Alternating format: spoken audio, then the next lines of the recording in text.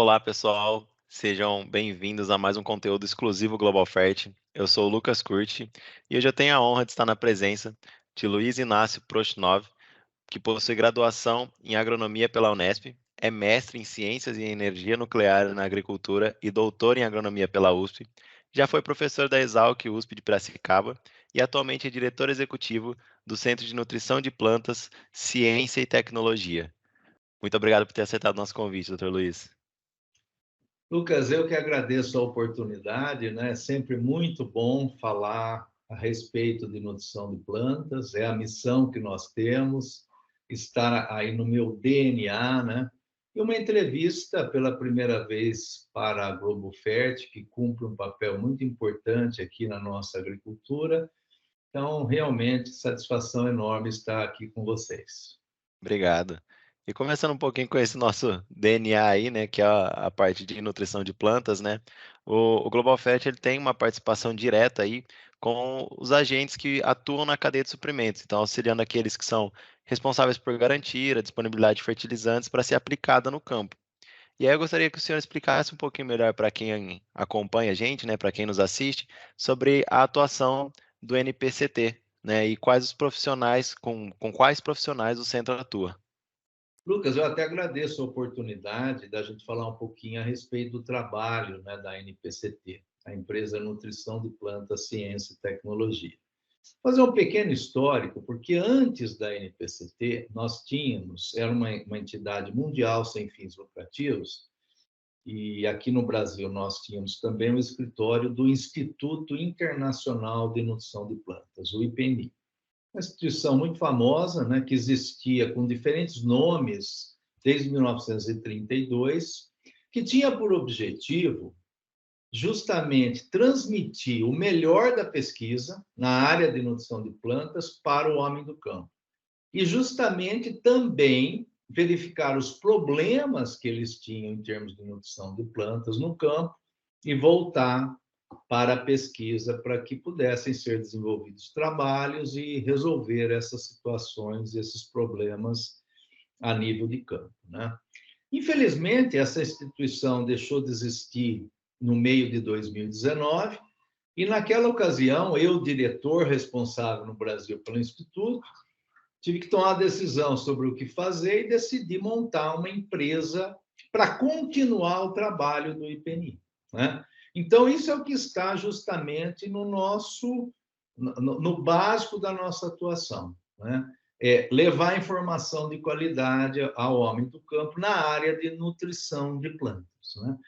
Então, eu até convido o pessoal, viu, Lucas, a visitar o nosso site, que é www.npct, navio, pato, casa, tatu.com.br. Tem muita coisa, nós herdamos tudo, todo o material intelectual do IPNI veio para a NPCT. Então, tem muito vídeo, muita informação. Nós temos o jornal Informações Agronômicas, publicado já há quase 47 anos, muito tradicional. Isso tudo tem lá gratuitamente. Aí a NPCT começou a desenvolver outros trabalhos, temos curso online, temos livro. Lucas, com certeza, os agrônomos desse país, 95%, estudaram pelos nossos livros na área de nutrição de Que plantas. legal. Fertilidade do solo, boas práticas para o uso eficiente de fertilizantes, né? Então, nós desenvolvemos esse trabalho com várias facetas, com consultoria, com, como eu já disse, vídeos, cursos, simpósios online, simpósio presencial, softwares para o agricultor, ajudar o agricultor a tomar decisão de como realmente utilizar a adubação de forma adequada, né? E então tem muita coisa boa. Convido mesmo, www.npct.com.br. Essa é a nossa missão. Que legal.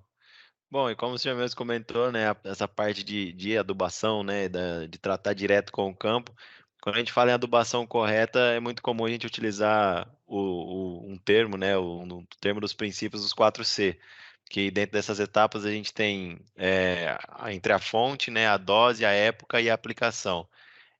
Existe uma delas onde geralmente ocorre mais equívocos por parte dos produtores, acaba gerando um aumento de gasto para eles, ou até mesmo uma queda de produtividade? Tem algum desses pontos que é mais especificadamente complicado para o agricultor?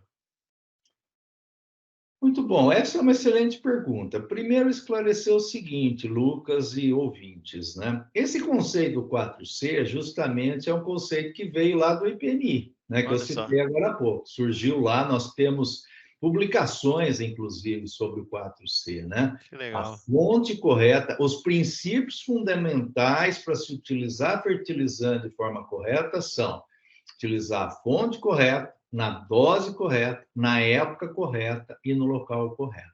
Né? Muita Uhum. gente fala, mas tem outros princípios. Sim, tem outras situações. O sucesso na agricultura se dá em função de inúmeros fatores, mas em termos de fertilizante, são esses. Né? E o seguinte, todos eles, Lucas, são fundamentais. Se você seguir e fizer direitinho 3 deles e deixar de fazer ou seguir a orientação para um, exemplo, vou aplicar a fonte correta, na dose correta, no local correto, mas na época correta, a época que a planta não necessita, não vai dar certo. Sim, Eu vou aplicar a fonte correta, na época correta, no local correto, mas na dose errada. Vai obter o resultado? Possivelmente vai, mas não vai ser o resultado otimizado. Então, isso tudo realmente tem que estar muito bem integrado. Né? É específico para cada caso, Lucas. O agricultor ou o consultor agronômico ele tem que parar e pensar: tá bom, eu tenho esse campo de cultivo, né?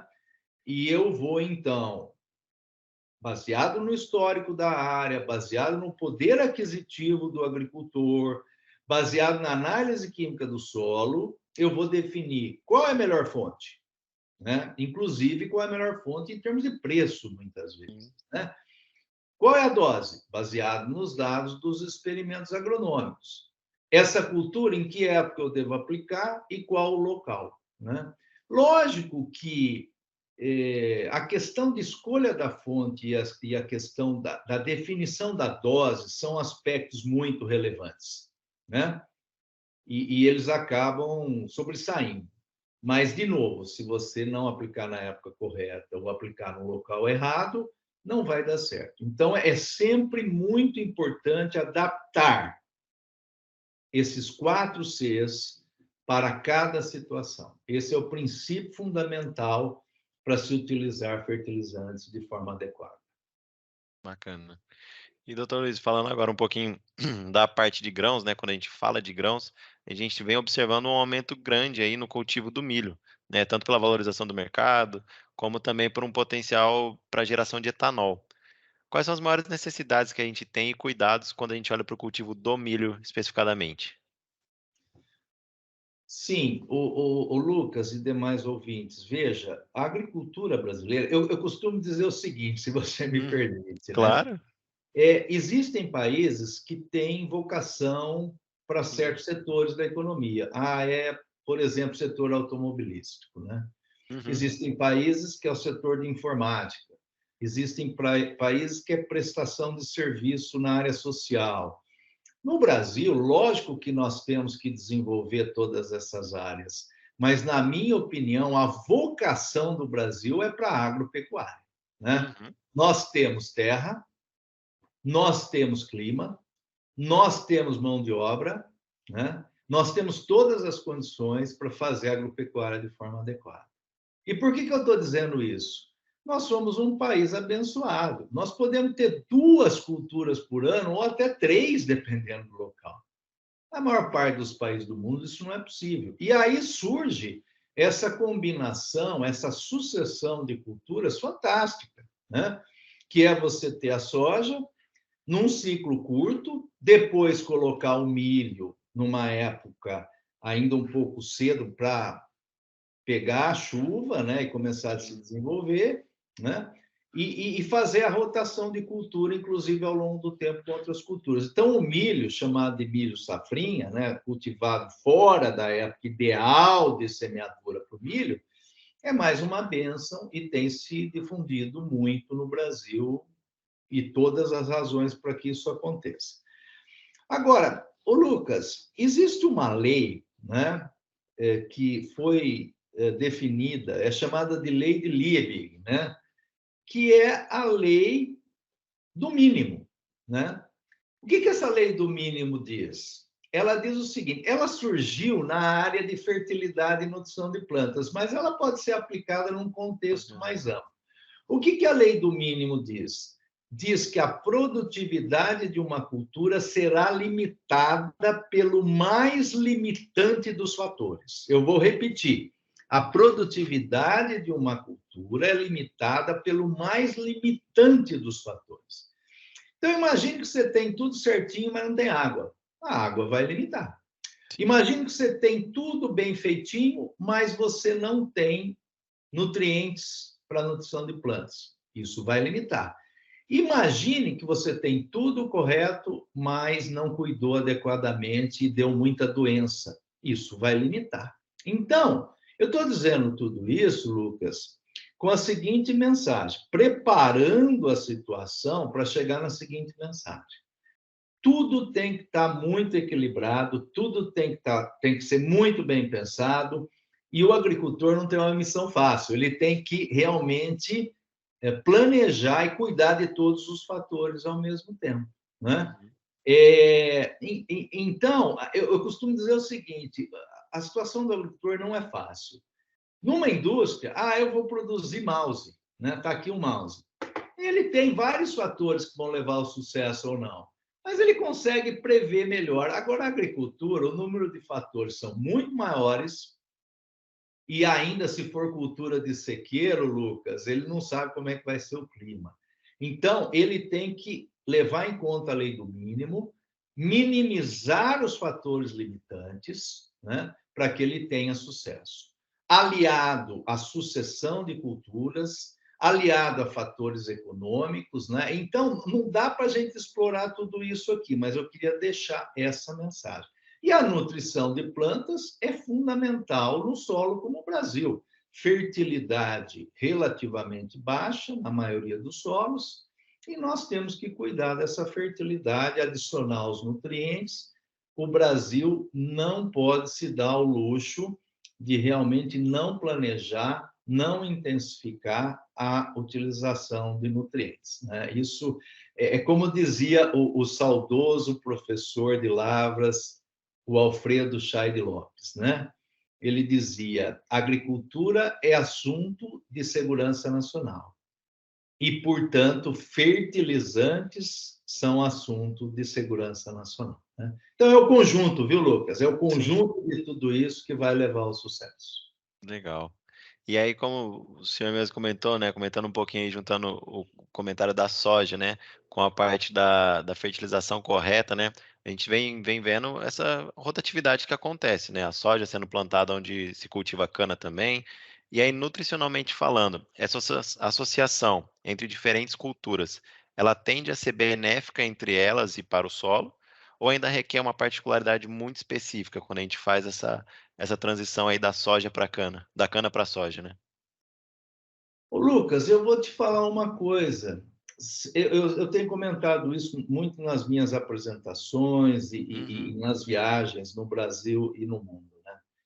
Se você falasse assim para mim, professor, de tudo que o senhor já viu, qual é a coisa mais importante? Eu vou te falar assim, olha, é um bom planejamento de sucessão de culturas, né? Essa receita de ficar sempre cultivando na região tropical, uma única cultura, né, ao longo do tempo vai levar ao insucesso, né? E é fácil de entender. Você imagine praga, por exemplo, para dar um exemplo simples, né? Imagine uma praga que ela adora a cultura da soja. Aí o agricultor todo ano coloca soja, soja após soja. Você não acha que a praga vai nadar de braçada, né? Fala, meu Deus do céu, os caras prepararam um campo aqui para mim só de soja, eu vou deitar e rolar. Aí você tem que entrar com mais produto para controle dessa praga e etc, né? Então, se você faz sucessão de cultura, cultura com diferente sistema radicular, com diferentes capacidades de absorção de nutrientes, diferentes quantidades de massa, né, produzida, se você incorpora isso, se você estabelece uma condição para um maior teor de matéria orgânica, né, se você consegue fazer isso, a possibilidade de sucesso é grande. Agora, para responder mais objetivamente sua pergunta, a cana é uma cultura semi-perene, né? Então, nós temos aí uma cultura, uma cana de primeiro ano e os cortes, pode ser aí 4 ou 5 anos, produtividade vai diminuindo ao longo do tempo, chega um momento que tem que renovar o canavial, né? Então, nós temos que respeitar isso. Mas, se você puder, entre uma cana e outra, colocar uma outra cultura, né? Se você puder fazer essa rotação, é muito benéfico. E no caso de culturas anuais, nós estamos vendo na região do Cerrado, em outras regiões, né, o pessoal adaptando sistema de produção com várias culturas, rodízio de culturas em diferentes locais da propriedade ao longo dos anos, como extremamente benéfico em termos de nutrição, de proteção de plantas, de conservação do solo, de saúde do solo, né? Então, o Lucas, sucessão de culturas, rotação de culturas é muito ligado ao que nós desejamos em termos de sustentabilidade na agricultura. Bacana. Bom, professor, e para já aqui partir para a parte final do nosso bate-papo, né? Gostaria de pedir para o senhor deixar uma mensagem aí para todos aqueles que nos assistem, né? Perfeito. Uma mensagem. Olha, Lucas, eu vou deixar a mensagem que normalmente eu gosto de enfatizar nessas situações. Claro. O caminho, Lucas, é o conhecimento, né? É a ciência. Nós estamos na história da humanidade num momento em que o risco é grande para as diferentes operações, e se você não usar do melhor conhecimento possível, se você não usar de conhecimento científico, a sua chance de sucesso diminui, né? Então, os agricultores, os consultores, eles têm que buscar essa informação através da leitura, através de cursos, através de diferentes mecanismos, né? Onde eles possam adquirir esse conhecimento, né?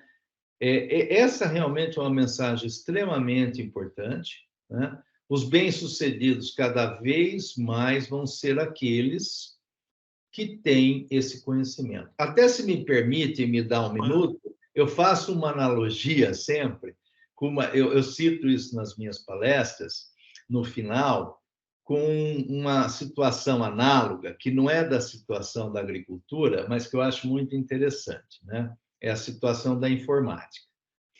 Diz que a empresa estava tendo um problema muito sério, né, com um computador muito valioso. Chamou um técnico, né? O técnico foi lá, analisou a situação, abriu o equipamento e deu uma volta e meia num parafuso, né? Aí voltou a funcionar o computador perfeitamente e o dono falou: perfeito, ótimo, quanto que é o serviço?